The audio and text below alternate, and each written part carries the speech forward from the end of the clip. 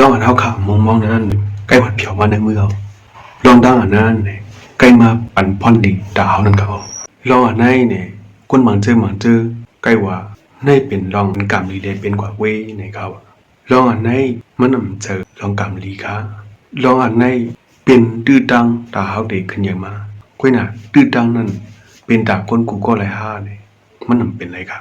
ตื้อตังอันปอมาลองอันเท้าขามองนั้นเป็นมาอยู่เสียดาฮอดเผียวมาในมือเขาอยู่เสียดาเพราะว่าเขาขาอำหางเห็นไว้เจอเลยตื้อตังนั้นก็มันเดซุ่มกว่าก้อยเขามันเดซุ่มเป็ดก้อยเขาก็เป็นอะไรเนี่ยอ่อนตั้งสุดตื้อตังก็เดลัยมีลองหางแฮนไว้ก็เดลัยมีนั่นเขาซ้ำแทงลองนึงอันลองเยอะหนาไหนเนี่ยเขาขาเดลัยหมอเปิดเจอเขาไว้นั่นเขาลองเปิดเจอเขาไว้ไหนกว้างเองเกิดเดี๋ยวว่าอุปนไม้เนี่ยเขาลองเปิดเจออันวันนั้นเจอคาราเนี่ยมันนั่งลองอันมอถ่อมเปิดดังก็พอยก็มอนับยำลองด้วยลองวนลองสอนเปิดเลยอำด้วยลองตั้งหันถึงตัวเจ้าก็เร็วเสีย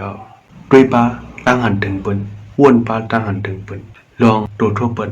ลองใครเสียเปิดนั่นเขาพอยก็วนซ้อมเนอตั้งหันถึงเปิดนั่นเขาคุณก่อนมอเปิดเจอไว้แต่สินั้นดีเอถือคู่กาลา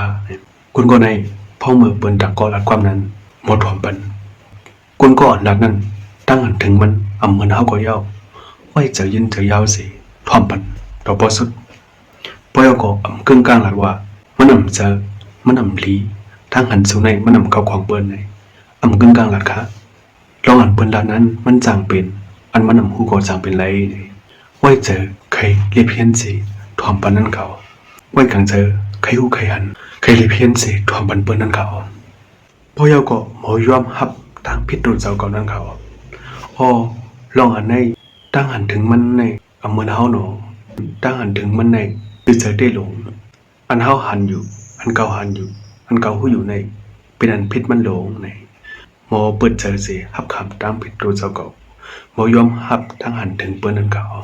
เพราะในนั่งฮือเฮาขาดว่าเอาอะไรลองอันมุมมองสิเป็นมานานเฮาขาดอะไรหางเห็นไว้จังฮือนั่งฮือตื้อดังนั้นเตรียมรถกว่าน้ำมือเฮานั้นเฮาขาซ้ำถูกหลีหางเห็นไว้จังฮือตาที่หางเห็นนั้นมี3ล้อนั่นเขาลองอันเฮาขาดดีเลยหางเห็นหมายถึงในเดเฮาขาดดีเลยบอกเจอว่ามันเป็นตื้อดังในนั้นเขา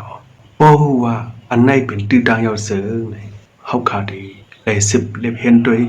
10สอกหาด้วยตื้อดังอันเฮาหันนั่นเขาความเห็นหมาย3ซ้ำนั่นคือตื้อดังนั้นเตรียมรถกว่า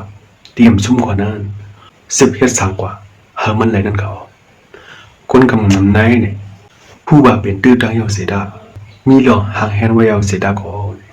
ก็เปื้อว่า10เฮ็ดกว่าแทงเลยเนี่ยจังแกวไรลองอันเขาขะไรนั้นยาวค่ะเพราะว่าฮู้หันว่าเป็นตื้อดังอยู่เร็วมีหลองโตตันอยู่เร็วแลมีหลองหางเห็นอยู่เร็วเสลูกเฮ็ดตูทบได้เจอในตื้อดังอันไรมาเลยลองเฮาหางเห็นไว้นั่นก็ตีเหมือนน้ำถอกในซ้ายสิตื้อดังอันนั้นก็เตรียมจังเป็นลองอันมีกาขันบนตาเฮานั้นเขาเฮาขาดอะไรหมอไว้ตากว้างๆไว้ตาแหลมๆพี่ใส่เฮาไว้สิอะไรหมอเล็บเห็นลองตื้อดังอันได้มาถึงในมือเฮาสิแลเพราะว่าหันว่าเป็นตื้อดังซื่อเฮาขาดอะไรเสิร์ชตื้อดังในสิเฮ็ดเฮามีพรดีตาพ่อสัตว์บ้านเฮามานั่นค่ะเอาครับวิดีโอในได้มีหนังเลยค่ะเงินสมันแพงตัวสุดค่ะว่าทุกคนวิดีโอมาแทงค่ะมาส่งค่ะ